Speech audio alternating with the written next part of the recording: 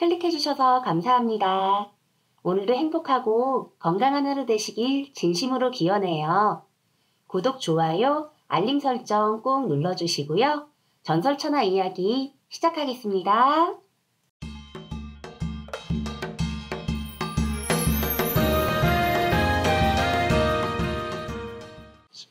그로부터 3년 후 이곳 나주고을에 이상한 소문이 나돌았다. 한양의 영의정댁에서 조선 팔도에서 최고로 이야기를 잘하는 사람, 즉 최고의 이야기꾼을 찾고 있다는 소문이었다. 이 나라 안에서 최고로 이야기를 잘하는 이야기꾼을 찾는다고? 그 소문을 들은 순간 최선비는 다시 또 그 영의정을 만나고 싶어졌다. 이번에는 열심히 농사를 지어 살림을 해온 터라 한양 올라갈 여비도 남에게 빌릴 필요가 없었다. 추수가 끝나고 한가해지자 최선비는 다시 그 엄청난 비밀의 사건을 간직한 한양길에 올랐다. 영의정 댁에 가서 이야기 한 가락을 잘해서 떡하니 벼슬 한 자리라도 얻어온다면 그도 입신출세가 아니겠는가 하고 생각했던 것이다. 그러나 최선비는 아내에게는 그 말을 하지 않고 한양길을 갔던 것이다. 눈 내리는 한겨울 한양. 영의정 댁에 최선비가 도착해보니 과연 대문 앞에 사람들이 운전성시를 이루고 있었다.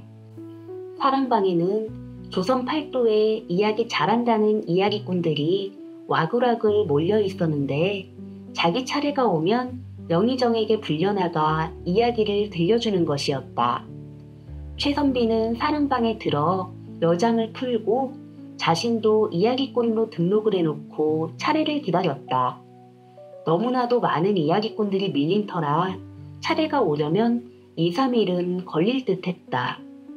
최선비는 크나큰 사랑방 안에서 시끌벅적거리는 다른 이야기꾼들과 섞여 지냈다.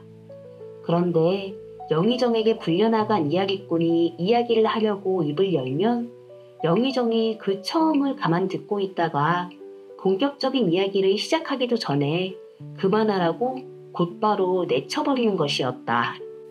도대체 무슨 까닭일까? 왜 진짜 옛날 옛적에나 호랑이 담배 먹던 시절을 들먹이며 그럴듯한 입담으로 구성지게 이야기를 시작하려 하면 곧바로 말을 잘라 끊어버리고 그만하게 하고 내쳐버리는 것일까? 최선비는 그것을 곰곰 생각해 보았다.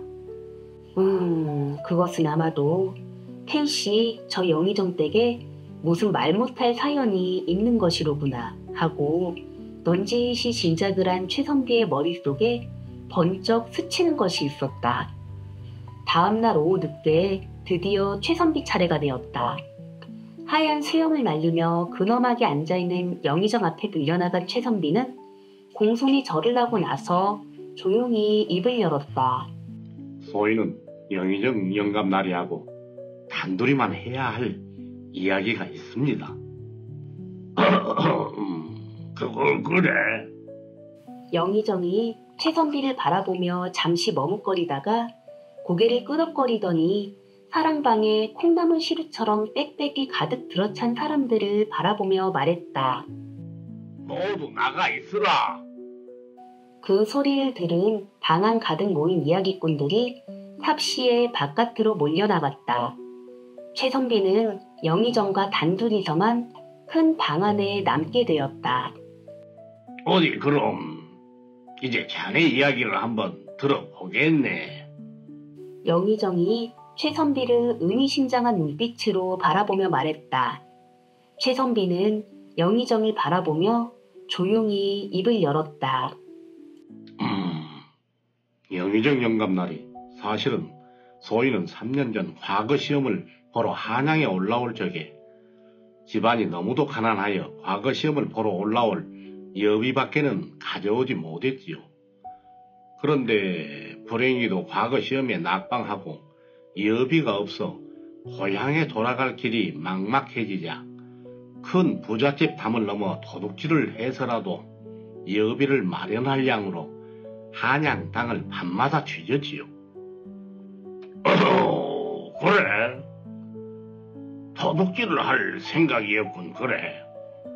영의정이 놀란 눈빛으로 최선비를 바라보며 말했다. 그랬었지요.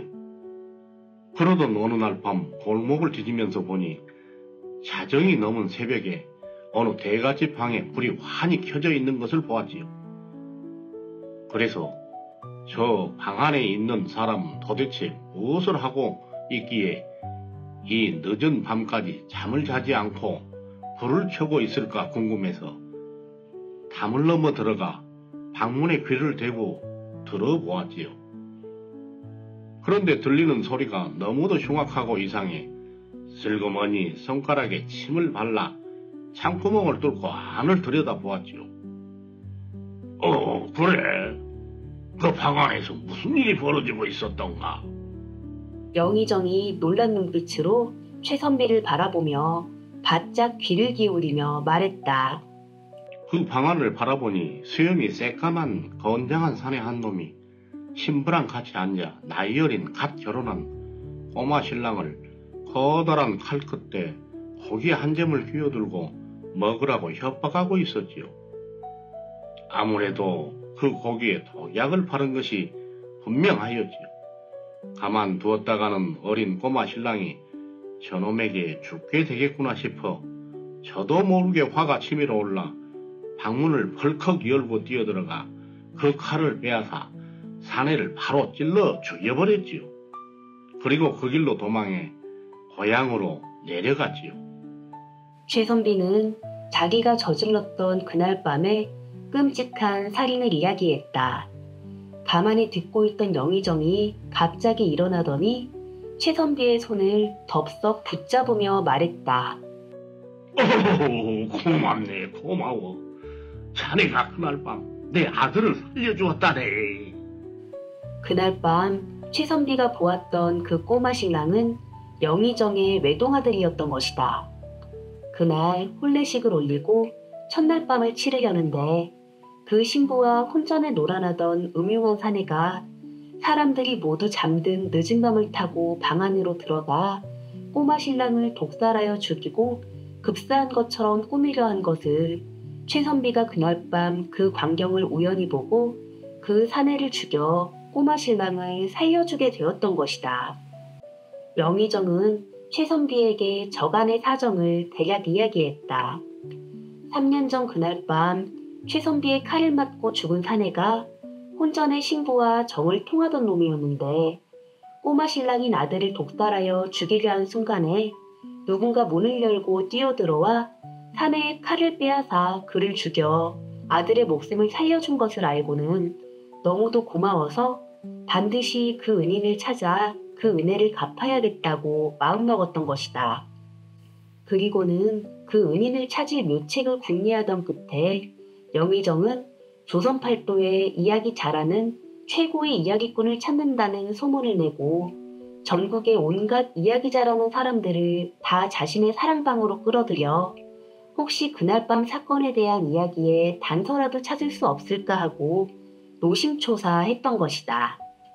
어린 아이를 죽이려 한 흉악한 악인을 발견하고 자신의 안위를 돌보지 않고 그 즉시 그를 죽여 응징한 최선비나 아들의 목숨을 살려준 그 은인을 찾기 위하여 묘책을 내 기어코 그를 찾아 은혜를 갚은 영의정이나 참으로 훌륭한 인품을 지닌 자들임에 분명하다.